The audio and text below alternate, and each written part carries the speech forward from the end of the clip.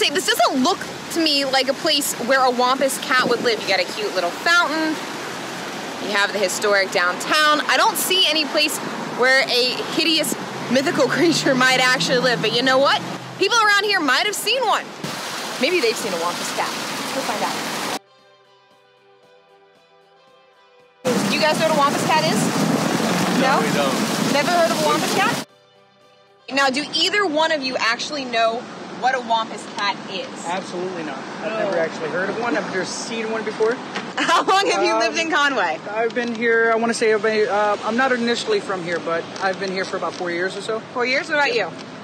27 years. 27, and you've never heard of a Wampus cat? I was born in Greenbrier. All I know is the Panthers. There's only one place to go to find out the real answer. And that's over to the high school.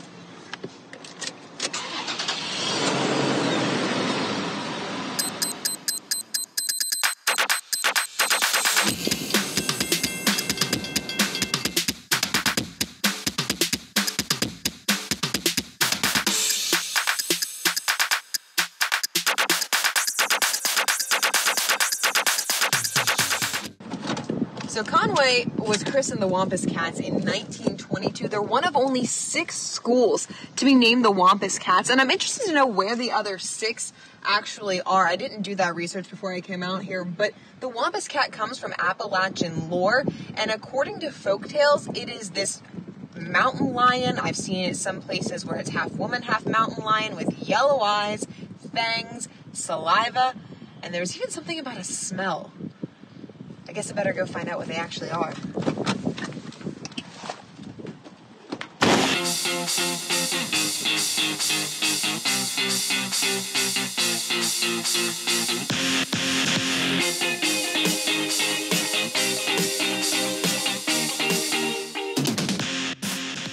Can you tell me a little bit about where the name Wampus Cat even comes from? Really what it is, it's a blue-black cat that has a white tip on the end of its tail, and it has 6 legs. And 2 of those legs are for fighting with all its might, and 4 of those legs are running with the speed of light. But it's not limited to a football, basketball, or volleyball player or an athlete. It's the guys in the people in the band, it's people in the career center, it's people in the choir, it's anybody that walks the halls of this high school. They're Wampus Cats.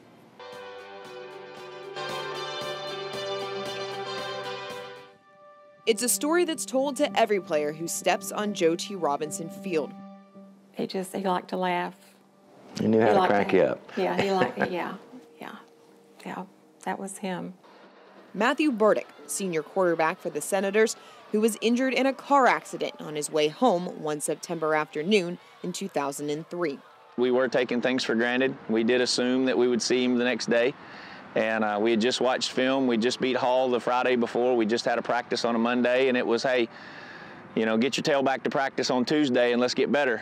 And then you get a call that he'd been in an accident and he's not doing good. Seeing all the kids that came at the hospital when we were there, it was unbelievable, the kids that were pouring in. And one of his teammates, especially in the emergency room that night, as soon as he hit the door, he was like, "Where's Bird? Where's Bird?" And he was crying. And watching all of those kids feeling the same thing that we were feeling, it was overwhelming.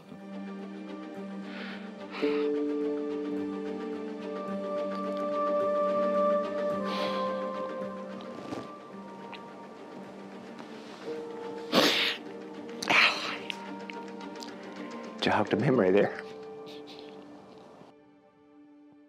What memory was it that it jogged? Lord.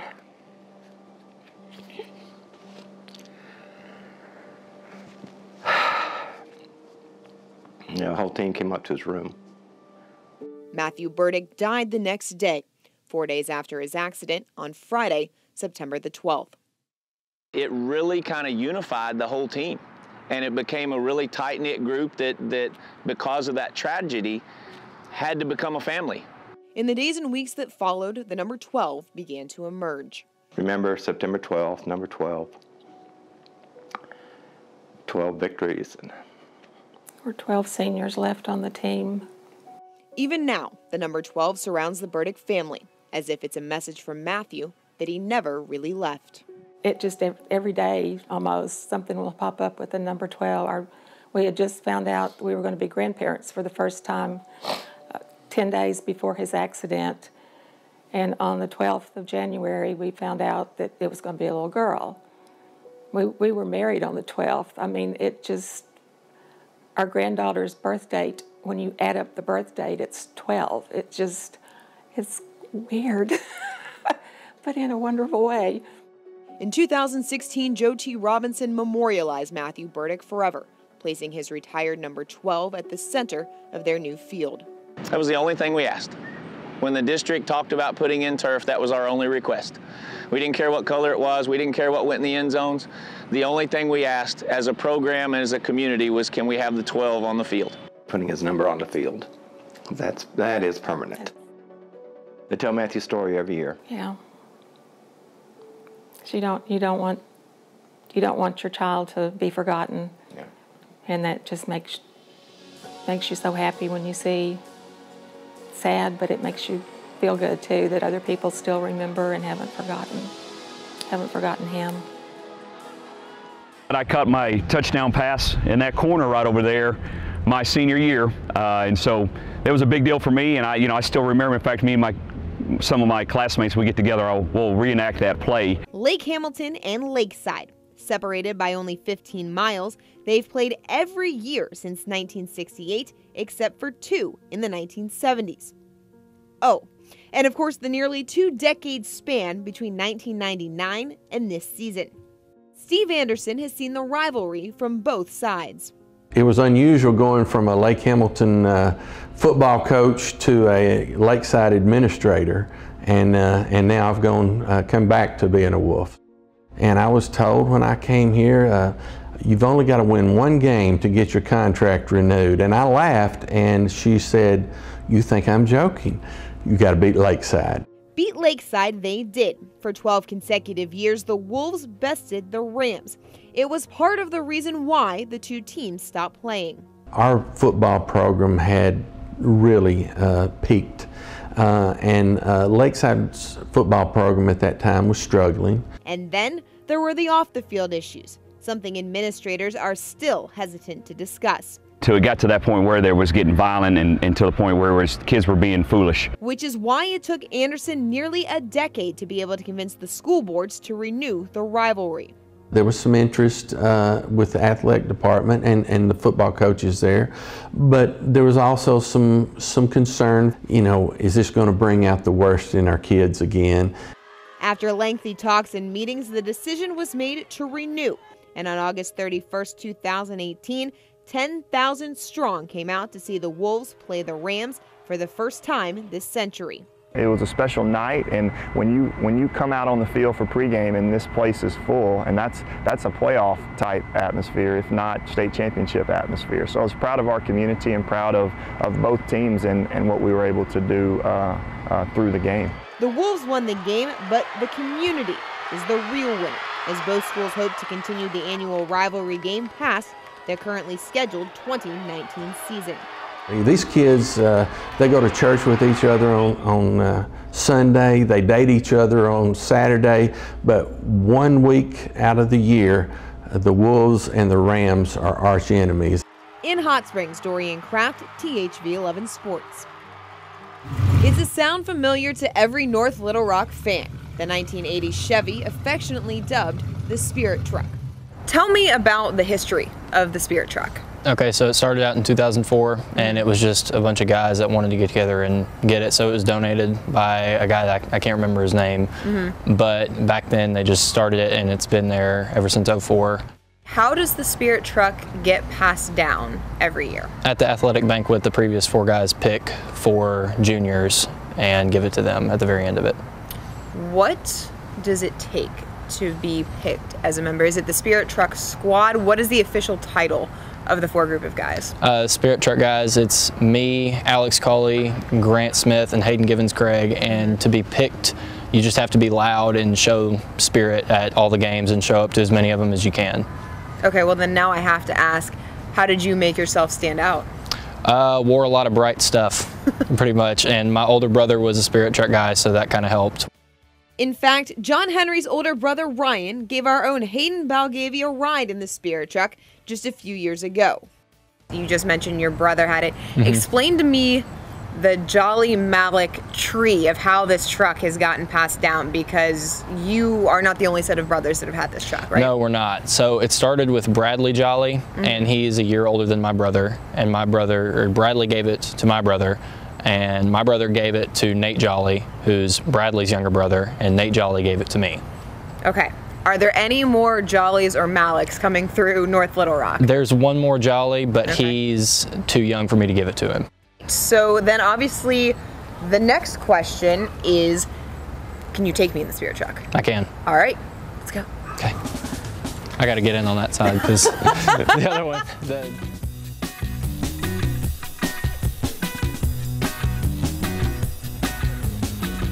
I've seen a lot of traditions. I've never seen a truck.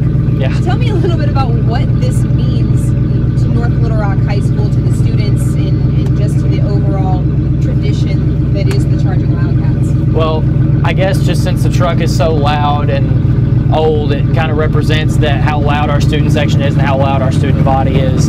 And just how old it is how far back the tradition goes with just having stuff like this and showing that we're still the same group and that we'll always have the same traditions.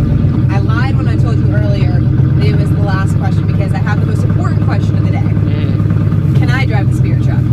Actually, no, you can't. No! No, you're not allowed to. Only the 4 guys are the ones that are allowed to drive it. My heart is broken. I'm sorry. I tried. Yeah. I tried. Just remember the intensity in their voices when they talked to one another about, you know, what was going on, how kids were playing, who was playing hard, and how hard they worked, and, you know, things like that. I remember those days. There's some of the earliest memories that Barry Hickenbotham has. Just a hard work, blue collar, and whenever we would practice, we practiced till we got it right. So it's no surprise that when tasked with rebuilding the Jacksonville football program, Barry turned to the man who had been there before, his father Bob. We always stayed involved in the program and been in it from grassroots, and you know, saw the hard work that went in and the sacrifices that were made. It's not hyperbole to call Bob Hickenbotham a local legend. How you doing, Coach? Hey, man. How you doing? Doing good. The Titans baseball coach in the 1960s, Bob has spent the last 5 decades as the American Legion coach in Jacksonville. When I started remembering, he was getting out, and he was just the American Legion baseball coach at that time. But he would always come to practice and sit down and talk with Coach Reed and the other coaches. I have been associated with some of these coaches a long time. Now 84, Bob still comes to practice every day. Unless he's sick or if he's out in California visiting his brother, you know, he's usually here. This is my hobby. I don't golf, I don't fish, I don't hunt. I come out here when they practice and try to watch them play on Friday nights. And on this clear October day, Bob is out on the field. Ready today? True to his routine, he stays on the sideline, saying little but seeing everything. He doesn't say anything on the field, but when I go see him after, he always tells me what we're doing wrong and who needs to work harder and why did you do that? And it's kind of like after a Friday night football game. Why didn't you do that? You did it in practice the other day. I have a trouble sometimes trying to keep my mouth shut. But it comes from a place of love. The last couple of seasons have been pretty tough on him. That's kind of the way I hang around out here, try to encourage him. Pride, work ethic, a sense of community, all the intangibles of coaching that have been passed down from father to son. You know, wins, losses, it's not measured on that. It's about winning the day with our guys. And if I can just, I guess, if I could just reach half the people, young people that he's reached in his coaching career, then I'd say job well done. In Jacksonville, Dorian Kraft, THV11 Sports.